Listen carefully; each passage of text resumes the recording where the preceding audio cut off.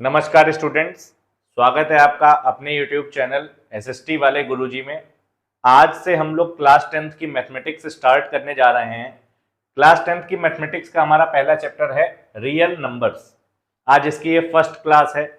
इसी तरीके से हम लोग 1 बाय 1 लेक्चर्स के थ्रू इस चैप्टर को पूरा कंप्लीट कवर करेंगे।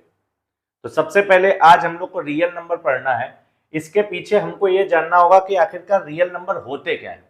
सबसे पहले तो हमको ये पता चले, तो जल्दी से मैं आपको इन पूरे नंबर्स का टाइप जो आप पिछली क्लासों में पढ़ चुके हैं एक बार रिवीजन करा देता हूं, जिससे आपने पढ़ा था तो रिवाइज हो जाएगा, नहीं पढ़ा था तो आज समझ लेंगे। चलिए, सबसे पहले हमारे पास क्या होता है रियल नंबर्स में। हमारे पास आते हैं नेचुरल नंबर्स। नेचुरल नंबर्स, अब ये कैसे नंबर्स होते हैं? नेचुरल नंबर्स वो नंबर होते हैं जिनको हम गिनने में इस्तेमाल करते हैं, लेकिन एक से शुरू होने वाले। तो हमारे पास नेचुरल नंबर्स कौन से हो जाएंगे? 1, 2, 3 से करते करते कहां तक? इनफाइनाइट तक। ये वाला साइन किसको डिनोट करता है? इनफाइनाइट को डिनोट करता है। तो ये वाले नंबर्स हमारे जो एक से स्टार्ट हों और आगे अनगिनत तक जाते जाए, नेचुरल नंबर्स। फिर अगले नंबर्स हमारे पास आते हैं होल नंबर्स। अब होल नंबर्स क्या होते हैं? जस्ट नेचुरल नंबर जो हमारे पास हैं, इन्हीं में अगर हम जीरो को शामिल कर दे तो हमारे पास होल नंबर्स निकल के आ जाते हैं। मतलब जीरो से स्टार्ट होके 1, 2, 3 करते करते कहां तक? इनफाइनाइट तक ये भी जाते हैं। तो मेन डिफरेंस क्या है नेचुरल नंबर और होल नंबर में? सिर्फ और सिर्फ इस जीरो का। नेचुरल नंबर में एक से शुरू होंगे, होल नंबर में हमारे पास जीरो से स्टार्टिंग होती है। अगले नंबर हमारे पास है जो इंटीजर्स। इंटीजर्स क्या होते हैं? अब आपने देखा एक से स्टार्टिंग हुई नेचुरल नंबर में, होल नंबर में एक नंबर और पीछे गए जीरो। अब इंटीजर्स में और पीछे आ जाइए और नेगेटिव के नंबर भी शामिल कर लीजिए, यानी कि जैसे -3, -2, -1, 0, 1, 2, 3, इस तरीके से इनफाइनाइट तक। और इधर भी इस तरीके से हमारे पास इनफाइनाइट से बात शुरू होती है। तो इंटीजर्स कैसे नंबर हो गए? जो नेचुरल भी है, होल भी है, साथ ही साथ नेगेटिव भी है। अब हमारे पास इंटीजर्स के बाद बात आती है रैशनल नंबर्स की। आप में तो बहुत सारे लोग पढ़ भी चुके होंगे रैशनल नंबर्स। अब रैशनल नंबर्स क्या होते हैं? रैशनल नंबर्स ऐसे नंबर्स होते हैं जो p बाई क्यू के फॉर्मेट में लिखे जा सकते हैं। p बाई क्यू के फॉर्मेट में लिखे जा सके। साथ ही साथ एक बात और ध्यान देनी है, क्या कि q वहां पर जीरो नहीं होना चाहिए। जैसे एग्जाम्पल के रूप में हम लोग इनको क्या देख सकते हैं? 2/3, 7/11, 9/4, इस तरीके से ये नंबर्स हमारे पास कैसे हो गए? Rational numbers. लेकिन रैशनल नंबर में एक बात और यहां पर आपको ध्यान देनी है कि कोई भी संख्या हो, जैसे खाली ये लिखा हुआ है 2, तो इसको भी तो हम 2/1 के फॉर्मेट में लिख सकते हैं, लेकिन लिखते नहीं है, हर जगह नीड नहीं पड़ती है। जहां नीड पड़े तो वहां इसका मतलब ये तो है, जैसे कल को एक नंबर हमारे पास आ जाए अकेले 3, तो इस 3 को चाहे 3 लिखिए चाहे 3/1 लिखिए, तो ये वाले नंबर्स भी p बाई क्यू के फॉर्मेट में हो जाते हैं। यानी कि जब आप एग्जाम्पल लिखें रैशनल नंबर्स का, तो उसमें इनको भी शामिल कर लीजिएगा। जैसे हमारे पास 16, ये भी एक रैशनल नंबर है ना। उसी तरीके से हमारे पास जो है यहाँ पर 23, ये सब एक रैशनल नंबर है इस तरीके से। अगले नंबर्स हमारे पास आ जाते हैं इर्रेशनल नंबर्स। इर्रेशनल नंबर्स, अब ये कैसे नंबर्स होते हैं? इर्रेशनल नंबर्स वो नंबर्स होते हैं जो p बाई क्यू के फॉर्मेट में ना लिखे जा सके और जहां पर q जीरो ना हो। इसका मतलब ये p बाई क्यू के फॉर्मेट में नहीं लिख पाएंगे हम इनको। ठीक, तो कैसे नंबर्स ये वाले हो जाएंगे? अगर एक बार को आप थोड़ा सा ध्यान दीजिए, अभी मैंने यहां पर एक बात समझाई कि कोई भी नंबर लिखा जाए तो p बाई क्यू के फॉर्मेट में हो सकता है, जहां q जीरो नहीं है। डिवीजन में 1 तो रहेगा ही सबके। तो ये वाले नंबर कौन से हो जाएंगे? रूट के। यहां पर एक बात और ध्यान देनी है कि p और q जो है वो कोई भी इंटीजर हो सकते हैं। ठीक है, अब यहां पर p और q कोई भी इंटीजर हो जाए तब तो ये रैशनल ही हो जाएगा। तो जैसे √2 एक नंबर आया। अब आप कहोगे सर कि √2 को हम √2/1 भी तो लिख सकते हैं। बिल्कुल लिख सकते हैं। तो क्या वो p बाई क्यू का फॉर्मेट बन गया? नहीं बना। p और q इंटीजर होने चाहिए। क्या √2 एक इंटीजर है? √2 इंटीजर्स में तो कहीं लिखा नहीं है सर, तो ये एक इंटीजर नहीं है। सिमिलरली इसी तरीके से हमारे पास रूट के और सारे नंबर्स, √3, लेकिन √4 नहीं। √4 अगर आप रखेंगे तो वो √4 को आप जानते हैं √4 इज इक्वल टू 2 होता है, और 2 तो हमारे पास नेचुरल में भी आ जाएगा, होल में भी आ जाएगा, इंटीजर्स में भी आ जाएगा, इसलिए अंदर वाले परफेक्ट स्क्वायर नहीं होने चाहिए। √5 इस तरीके से हमारे पास जो नंबर हो जाएंगे ये इर्रेशनल नंबर हो जाएंगे।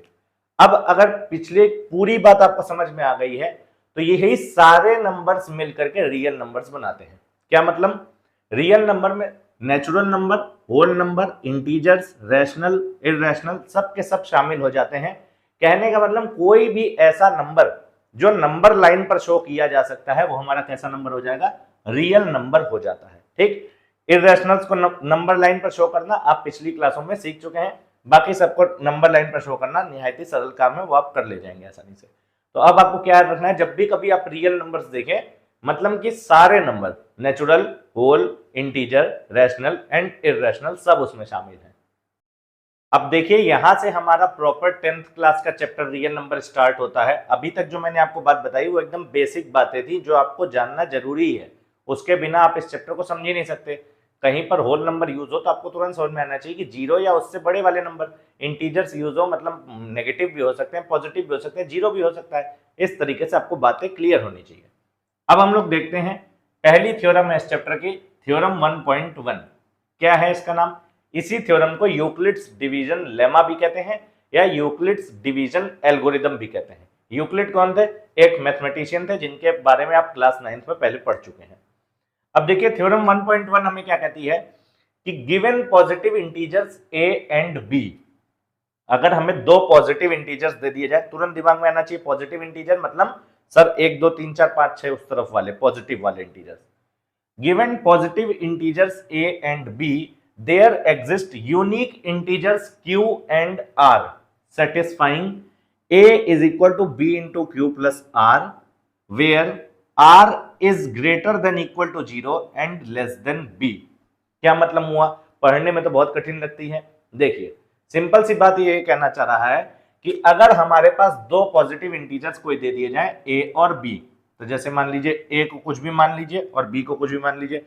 जैसे मान लीजिए हमारे पास दिया हुआ है कि a की वैल्यू 17 और b की वैल्यू 6। जस्ट हमने अपने एग्जाम्पल के रूप में इस बात को माना है। अब कह रहा है कि दो जो इंटीजर्स a और b होंगे वहां पर दो यूनिक इंटीजर्स और मिलेंगे q एंड r, जो कि कैसा रिलेशनशिप शो करेंगे? a is equal to B into Q plus R के फॉर्मेट में हमको रिलेशनशिप शो करेंगे, जहां पर r की वैल्यू 0 से बड़ी हो सकती है या 0 के बराबर हो सकती है। ये किसका साइन है? Greater than equal to. ये किसका साइन है? ग्रेटर देन वाला। ठीक, तो यहां पर आप इसको दो तीन तरीके से पढ़ सकते हैं। जैसे आप कह सकते हैं कि 0 is equal to less than r and r is less than b, या r के टर्म्स में बात करें तो आप कह सकते हैं r is greater than equal to 0 but less than b। जैसे आपको कंफर्टेबल पड़े आप वैसे समझ सकते हैं। सीधी सी बात इतनी है कि r की वैल्यू कितनी होगी? 0 के बराबर या 0 से ज्यादा और b की वैल्यू से कम। तो यहां पर अगर हम इसको डिवीजन करें 17 और 6 का, तो आप देखेंगे हम लोग यूं प्रॉपर डिवीजन करते थे, बचपन से ही सीखे हुए हैं। अब 6 से 2 टाइम्स जाएगा 12, माइनस हो जाएगा, हमारे पास बच जाएगा 5। तो क्या हम इस चीज को इस फॉर्मेट में नहीं लिख सकते हैं? बिल्कुल लिख सकते हैं, जहां पर हमको क्या मिल रहा है? a is equal to B into Q plus R. अब यहां पर a की वैल्यू हमारे पास 17, b की वैल्यू हमारे पास 6, q की वैल्यू यहां पर हमारे पास 2 कोशेंट है, प्लस r की वैल्यू हमारे पास 5। यानी कि अगर आप पीछे जो बात पढ़ते हुए आ रहे हैं उसको ध्यान देंगे तो आप कहेंगे सर ये नॉर्मल डिवीजन का ही तो मेथड है जो हम लोग अभी तक करते आए हैं। बिल्कुल ठीक वही डिवीजन का मेथड है, उसको प्रॉपर नाम दे दिया गया है। तो अब यहां से देखिए हमारे पास ये जो हमने 17 माना है इसको हम लोग क्या कहते हैं? डिविडेंड। ये 6 क्या है फिर? डिवाइजर। ये 2 क्या है सर? कोशिएंट। और ये 5 क्या है? रिमाइंडर। तो आपको ये सब नाम तो पता ही है। तो क्या इसी चीज को हम लोग पीछे कक्षाओं में ऐसे नहीं लिखते थे कि dividend is equal to divisor into quotient और प्लस रिमाइंडर? सर ये वाली बात तो हमको पता है, ये चीज तो हम लोग पिछली कक्षाओं में लिखते आए हैं। तो बस कुछ नहीं है, यही चीज को नाम दे दिया गया है यूक्लिड का डिवीजन एल्गोरिदम या यूक्लिड का डिवीजन लेमा। अब इसके इतर भी इसका बहुत बड़ा रोल है, इसको हम लोग एचसीएफ वगैरह निकालने में भी इस्तेमाल करते हैं। फिलहाल के लिए आई होप ये वाली बात आपको समझ में आ गई होगी कि थ्योरम 1.1 हमको क्या कह रही है कि जब भी दो इंटीजर दिए हो हमारे पास तो उनसे हम इस फॉर्मेट में एक रिलेशन निकाल सकते हैं, जो कि हकीकत में यही वाली बात है। दोनों बातें एकदम सेम है जो हम पीछे पढ़ते हुए आ रहे हैं, लॉन्ग डिवीजन मेथड और या फिर हमको यूक्लिड का डिवीजन लेमा। ठीक, a is equal to B into Q plus R. अब आप यहाँ पर एक छोटी सी बात और समझिए, ये वाली बात क्या लिखी हुई है, ये वाली बात ये कह रही है कि रिमाइंडर जब भी जो आएगा वो जीरो हो सकता है, जीरो से कुछ बड़ा हो सकता है। कितना बड़ा हो सकता है कि वो हमारे डिवाइजर से छोटा रहे। यहां पर अगर आप ध्यान से देखिए तो डिविडेंड की वैल्यू कितनी है a, डिवाइजर की वैल्यू है b, q जो है वो कोशेंट को दिखा रहा है और r जो है वो हमारा रिमाइंडर को दिखा रहा है। तो अगर हम हकीकत में देखें तो हमारे पास r की जो वैल्यू है वो कह रहा है जीरो या जीरो से बड़ी। तो जैसे इस एग्जांपल में हमारे पास 5 आई है और 5 जो है वो जीरो से बड़ा है, लेकिन हमारे पास b से छोटा है। b की वैल्यू यहाँ पर हम लोगों ने 6 मानी थी। यानी कि ये नॉर्मल सी बात है, अगर आप कॉमन सेंस में इसको डालने का प्रयास करें, अगर यहाँ पर डिवीजन में कोई गलती कर दे बच्चा, कहे कि हम 6 से 1 टाइम्स ही ले गए 6 तक, तो 17 में से 6 चला जाता, यहाँ पर उसके पास बच जाता 11। और वो कहता कि सर रिमाइंडर तो आपने कहा था कि जीरो या जीरो से बड़ा और b से छोटा होगा, b तो यहाँ 6 था, हमारा रिमाइंडर 11 गया। आपने डिवीजन ही गलत करा है, एक टाइम्स और ले जाइए, दूसरी बात में भी बात बन करके आ जाएगी। ठीक है, इतनी सी बात थी ये, इसको साफ साफ आप लोग अपनी कॉपी में नोट कर लीजिएगा। अब देखिए हम लोग कुछ और एग्जाम्पल के थ्रू और बातों को सीखने का प्रयास करते हैं। जैसे हम दो नंबर्स ले लें, मान लीजिए 455 एंड 42। तो अभी हमने देखा था कि हम इसको किस फॉर्मेट में लिख सकते हैं, इसको हम लिख सकते हैं a is equal to B into Q R के फॉर्मेट में, और जहां पर r जो है वो जीरो से बड़ा या जीरो हो सकता है लेकिन b से छोटा रहेगा। राइट, इतनी बात अभी हमने सीखी थी। अब इसको अगर हम लोग प्रॉपर डिवीजन कर करके लिखें तो जैसे ये बनेगा 455 is equal to 42, a is equal to b into Q. कितने टाइम्स इसमें डिवीजन चला जाएगा?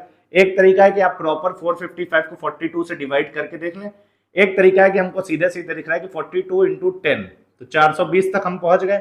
अब अगले बार में 42 और जुड़ेगा 42, 420 में 42 और जोड़ने पे 462 हो जाएगा, तो उसकी कोई नीड है नहीं।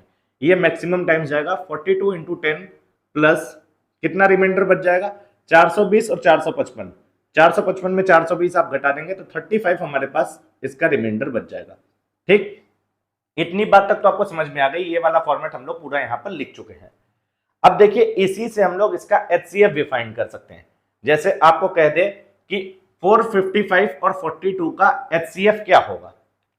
अब एचसीएफ अगर आपको पता करना है तो आप जानते हैं कि एचसीएफ का फुल फॉर्म होता है हाईएस्ट कॉमन फैक्टर, यानी कि ऐसा फैक्टर जो दोनों नंबर में हो, कॉमन हो और सबसे बड़ा हो। तो अब उसको एक तरीका तो आप प्रॉपर जैसे करते हैं वैसे करें, यूक्लिड डिवीजन लेमा के थ्रू भी हम इसको फाइंड कर सकते हैं।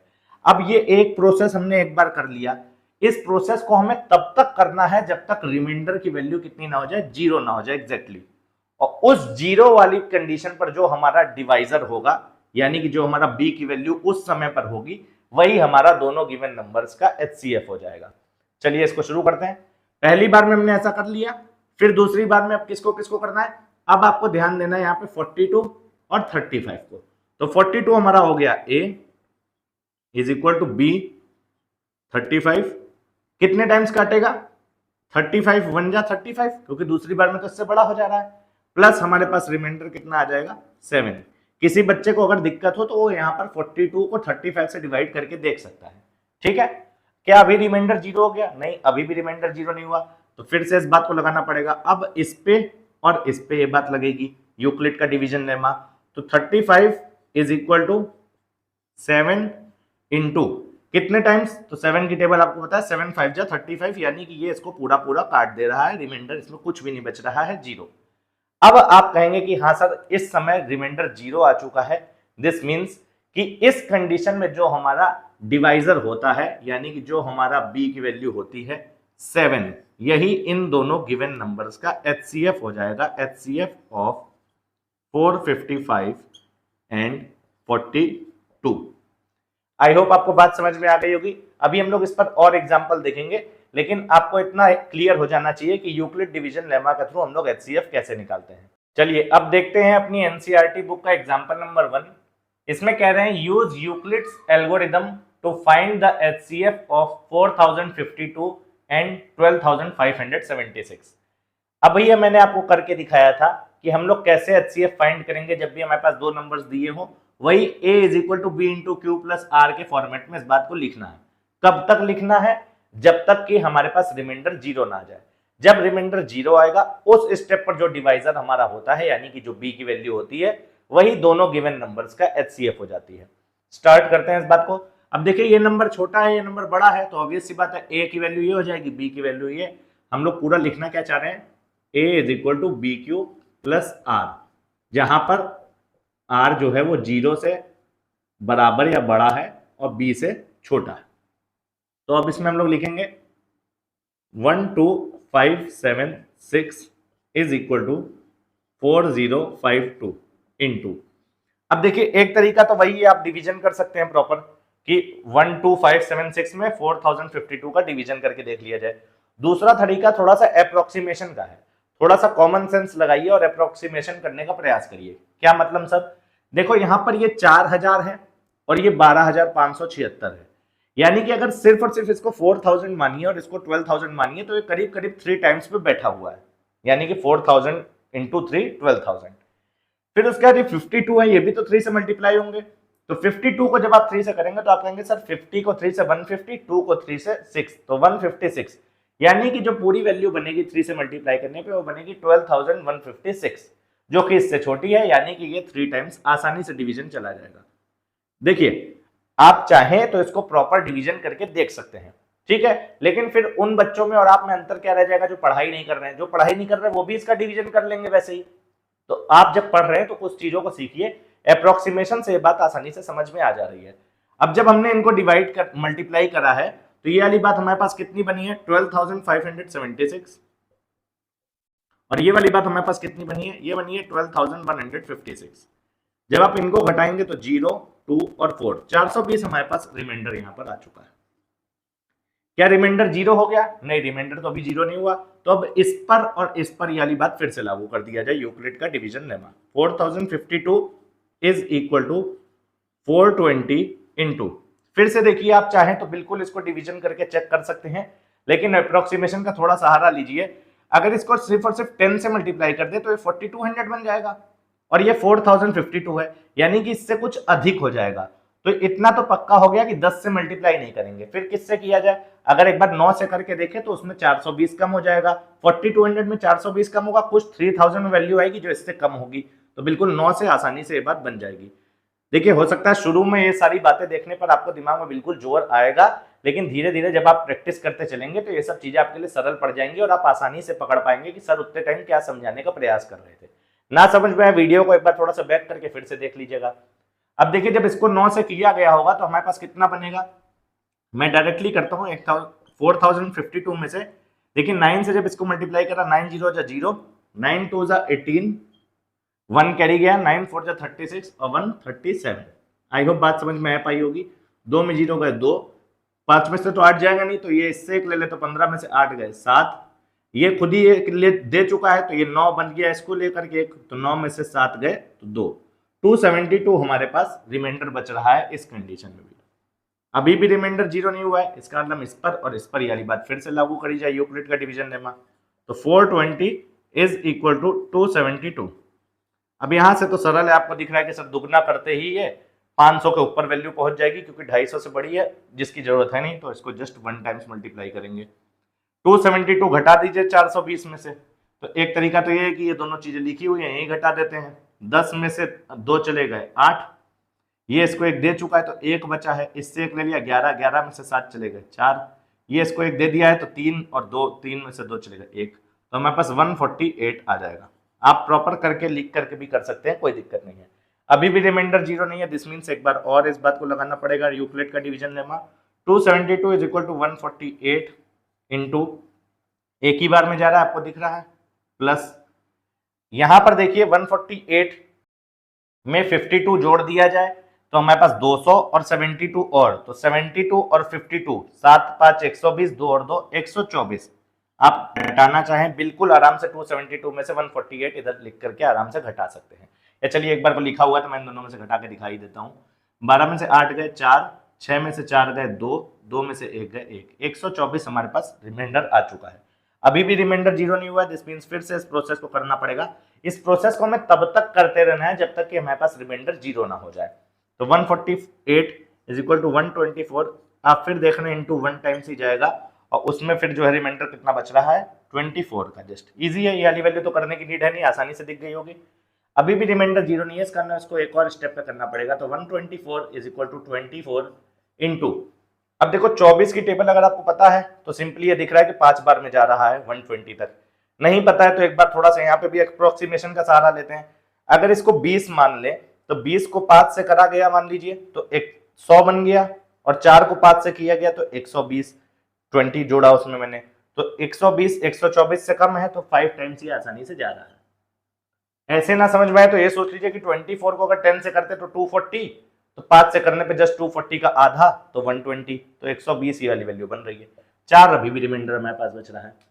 अब भी नहीं, यहाँ पर रिमाइंडर जीरो है, इसका मतलब फिर से इस प्रोसेस को करना पड़ेगा। तो 24 इज इक्वल टू 4 इंटू, अब देखिए यहाँ पर आपको 4 6 24 सीधे सीधे दिख रहा है और रिमाइंडर हमारे पास जीरो आ गया है। यानी कि इस स्टेप पर जो हमारी b की वैल्यू होगी यही हमारा HCF है दोनों नंबर्स का। तो HCF ऑफ कौन कौन से हमारे पास नंबर थे, 12576 एंड 4052, दोनों का HCF कितना निकल कर आया है हमारे पास 4, यही इन दोनों का HCF है। अब देखिए हम लोग यूक्लिड के डिवीजन एल्गोरिथम के और यूजेस देखते हैं। एग्जांपल नंबर 2 में कह रहे हैं show that every positive even integer is of the form 2q and that every positive odd integer is of the form 2q plus 1 where q is some integer. ये बात आपको show करनी है। पहली बार में देखने में बहुत कठिन लगती है कि पता नहीं क्या पूछ रहा है, क्या कहना चाह रहा है। सिंपल सी बात ये कह रहा है कि आपको ये दिखाना है कि कोई भी पॉजिटिव इवन इंटीजर है वो 2q के फॉर्मेट में होगा और कोई भी पॉजिटिव ऑड इंटीजर है तो वो 2q प्लस 1 के फॉर्मेट में होगा, जहां पर q कोई भी एक इंटीजर हो सकता है। तो सबसे पहले क्या किया जाए, let a be any positive integer. a को हम कोई भी एक पॉजिटिव इंटीजर मान लेते हैं कि कुछ भी इसकी वैल्यू हो सकती है, और b की वैल्यू कितनी लेनी पड़ेगी फिर हमें, b की वैल्यू हमको यहां पर देखिए दोनों ही फॉर्मेट में 2q और 2q प्लस 1, तो b की वैल्यू हमको 2 लेनी पड़ेगी। Let a be any positive integer and b is equal to 2। b की वैल्यू हमने 2 ले ली। अब अगर हम लोग जो अभी यूक्लिड का डिवीजन एल्गोरिथम इस पर लगाएं तो इसको हम लोग इस फॉर्मेट में लिख सकते हैं कि a is equal to 2q plus r। अब यहां पर r की वैल्यू हकीकत में पॉसिबल कितनी है ये वाली बात तो हमने लिख ली। अगर आप देखें कि r की एक बात बोली जा रही है बार बार कि r जो है वो 0 से बड़ा हो सकता है, इक्वल भी हो सकता है, लेकिन b से छोटा रहेगा। तो यहां पर r की कितनी वैल्यूज पॉसिबल हैं, r की वैल्यूज यहां पर 0 पॉसिबल है और 1 पॉसिबल है। क्या 2 पॉसिबल है? नहीं, b की वैल्यू खुद ही 2 है तो r 2 के बराबर हो ही नहीं सकता। यही दोनों पॉसिबल है। तो इससे हमारी दो बातें क्या निकल कर आएंगी, a is equal to 2q plus 0, या फिर आप जानते हैं प्लस 0 को लिखने की तो कोई नीड है नहीं क्योंकि वो 0 प्लस हो रहा है। तो a is equal to 2q का फॉर्मेट, और या तो a is equal to 2q plus 1 का फॉर्मेट। अब आप यहां पर q की कोई भी वैल्यू रख लीजिए, उसने कहा है देखिए आखिरी में where q is some integer. आप कुछ भी वैल्यू यहां पर रख करके देख लीजिए, 1 रखिए, 2 रखिए, जो भी आपका मन करे उस तरीके से रखिए। ये वाली वैल्यू हमेशा जो है एक इवन नंबर को दिखाएगी और उसमें जैसे ही ये 1 प्लस हो जाएगा तो वो एक ऑड नंबर को दिखा देगी। तो यहां पर इन्होंने कहा था इवन इंटीजर है, पॉजिटिव इवन इंटीजर, तो ये वाली बात हमारी क्या हो गई, पॉजिटिव इवन इंटीजर बना रहा है, और नीचे प्लस 1 वाली बात हमारी क्या बना रही है, पॉजिटिव ऑड इंटीजर। हो गया क्वेश्चन खत्म। ठीक है, आप इसको नोट कर लीजिएगा। आई होप ये वाली बात भी आपको समझ में आ गई होगी। आगे चलते हैं हम लोग एग्जांपल नंबर 3 देखते हैं। Show that any positive odd integer is of the form 4q plus 1 और 4q plus 3 where q is some integer। ठीक पिछले वाले एग्जांपल पर ही बेस्ड है, उसमें ऑड और इवन की बात कर रहा था, यहां पर सिर्फ और सिर्फ ऑड इंटीजर की बात कर रहा है और वो 4q plus 1 और 4q plus 3 के फॉर्मेट में आपको दिखाने हैं। तो सबसे पहले क्या किया जाए, लेट a बी एनी क्या मानना है, positive odd integer, positive odd integer. इतनी बात समझ में आ गई। b को कितना मान सकते हैं, b को वैल्यू यहां पर साफ साफ आपको दिख रही है, क्या कह रहा है, b इज इक्वल टू 4। अब जब इस वाली बात पर हम लोग यूक्लिड का डिवीजन एल्गोरिदम लगाएंगे तो हमारे पास निकल कर आएगा a is equal to 4q plus r। जहां पर r कितना हो सकता है, तो पहले ही आपने देख रखा है कि r 0 या 0 से बड़ा होगा लेकिन b से छोटा होगा। तो यहां पर हमारे पास r की कितनी पॉसिबल वैल्यूज हैं, 0 हो सकता है, 1 हो सकता है, 2 हो सकता है, 3 हो सकता है, 4 नहीं हो सकता क्योंकि 4 रखते ही r और b बराबर हो जाएंगे। तो ये किस किस फॉर्मेट में बन सकता है, तो a is equal to 4q plus 0, फिर से मैं वही बात बताऊंगा, 0 को लिखने की कोई नीड है नहीं, तो ये डायरेक्टली 4q के फॉर्मेट में। अगला a is equal to 4q plus r की value 1, next a is equal to 4q plus 2, फिर a is equal to 4q plus 3। इतने ही फॉर्मेट हमारे पास बन सकते हैं। अब हमने यहां पर देखिए माना क्या है, हमने माना है कि a कोई पॉजिटिव ऑड इंटीजर है। क्या ये वाली बात इस बात को जस्टिफाई कर रही है, ध्यान से देखिए, a is equal to 4 into q। अब आप q की कोई भी वैल्यू रखो, जैसे 1 ही रखकर देखें तो 4 1 जा 4, क्या 4 कभी भी ऑड नंबर है या ऑड इंटीजर है, तो आप कहेंगे नहीं सर, तो ये वाली बात लागू नहीं हो सकती। ठीक उसी तरीके से यहां पर ध्यान दीजिएगा, a is equal to 4q plus 2, 1 रखते ही 4 1 जा 4 और प्लस 2 6, तो क्या वो ऑड इंटीजर है, ऑड नंबर ही नहीं है, वो तो इवन नंबर है, तो ये वाली बात लागू नहीं हो सकती। तो कौन कौन सी बातें बन सकती हैं, सिर्फ और सिर्फ 4q प्लस 1 और 4q प्लस 3। यही वाली बात उसने क्वेश्चन में कही थी कि कोई भी positive odd integer 4q plus 1 और 4q प्लस 3 के फॉर्मेट में होगा। नोट डाउन कर लीजिएगा, आई होप ये वाली बात भी आपको समझ में आ गई होगी। अब आ जाते हैं हम लोग अपने अगले एग्जाम्पल नंबर 4 पे। कह रहे हैं अ स्वीट सेलर हैज 420 काजू बर्फीज एंड 130 बादाम बर्फीज। काफी अच्छा क्वेश्चन लग रहा है, देखते ही मुंह में पानी आने लग गया, लेकिन दिमाग यहीं पर रखना है, बर्फी पे नहीं, क्वेश्चन पे। She wants to stack them in such a way that each stack has the same number and they take up the least area of the tray। यानी कि उसके पास कुछ काजू बर्फी हैं, कितनी, 420 और 130 बादाम बर्फी हैं। इनको स्टैक में लगाना है ऐसे कि एक स्टैक में सेम नंबर ऑफ बर्फीज आए, यानी कि बर्फियों की संख्या सेम रहे और वो कम से कम जगह लें, लीस्ट एरिया लें उस ट्रे का। What is the maximum number of burfis that can be placed in each stack for this purpose? यानी कि एक जो स्टैक होगा उसमें मैक्सिमम कितनी बर्फीज आ सकती हैं। तो अगर आप देखिए तो आपको यहां पर सिर्फ और सिर्फ दो संख्याओं को ध्यान देना है, 420 और 130। ये हमारे पास नंबर ऑफ बर्फीज हैं, 420 काजू की, 130 बादाम की। अगर हम इनको यूक्लिड डिवीजन लेमा लगाएं तो इनका हमको क्या मिल जाएगा, HCF मिल जाएगा। देखते हैं उसको, बड़े वाले नंबर को a is equal to b हमारे पास 130 इंटू q, कितने टाइम्स जाएगा, 130। 13 की टेबल दोनों में से 0 0 हटाकर देख लीजिए, 0 का तो मतलब जस्ट 10 से मल्टीप्लाई करना हुआ। अगर ध्यान से देखें तो 13 को 3 से मल्टीप्लाई करने पर 39, 13 3 जा 39, तो 3 से जब आप करोगे तो 390 तक हम पहुंच गए। 420 में से 390 चलेगा, यानी कि 30 अभी भी रिमाइंडर बचा है।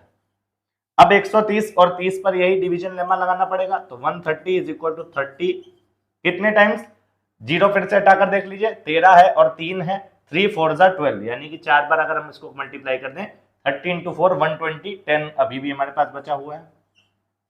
अब 30 और 10 पर यह वाला डिवीजन लेमा लगाकर देख लें, तो 30 इज इक्वल टू 10 इंटू सीधे सीधे दिख रहा है कि 10 3 जा 30 और रिमाइंडर यहाँ पर कुछ भी नहीं बचेगा। यानी कि ये वाली जो संख्या हुई ये हमारा क्या बताएगी, ये हमको बताएगी ये HCF है। किसका किसका, HCF ऑफ जो दोनों नंबर्स हमारे पास थे 420 एंड 130, इन दोनों संख्याओं का ये HCF है। और हकीकत में यही हमारा आंसर भी है। आंसर हमारा हो गया 10। थोड़ा सा आंसर को आपको समझना है, ये 10 है क्या हकीकत में। क्योंकि क्वेश्चन तो सॉल्व हो गया। दिक्कत यह है कि यहां से आपको समझ भी आना चाहिए कि 10 जो निकल कर आया सर ये हुआ क्या। 420 काजू की बर्फी थी और 130 बादाम की बर्फी थी। इनको लाइन बाय लाइन लगाना था और ऐसे लगाना था कि ट्रे में सबसे कम एरिया कवर करें और सब में बराबर बराबर बर्फी भी आए। तो ये जो 10 है ये वही दिखा रहा है कि हर लाइन में जो है 10 बर्फियां आएंगी और ये सबसे कम एरिया भी लेंगी। चलिए आज की क्लास को यहीं तक रखते हैं। नेक्स्ट क्लास में हम लोग अपनी एनसीईआरटी की एक्सरसाइज 1.1 को सॉल्व करेंगे। ये वीडियो अगर आपको हेल्पफुल लगा हो तो इसको अपने दोस्तों के साथ जरूर शेयर करिएगा। अच्छा लगा हो तो नीचे कमेंट करके अपने विचार जरूर रखिएगा। हमारे चैनल को सब्सक्राइब करिए। नीचे डिस्क्रिप्शन में हमारे टेलीग्राम चैनल का लिंक है, आप वहां से हम लोगों के साथ टेलीग्राम पर भी कनेक्ट हो सकते हैं। इस वीडियो को देखने के लिए बहुत बहुत धन्यवाद। Thank you very much.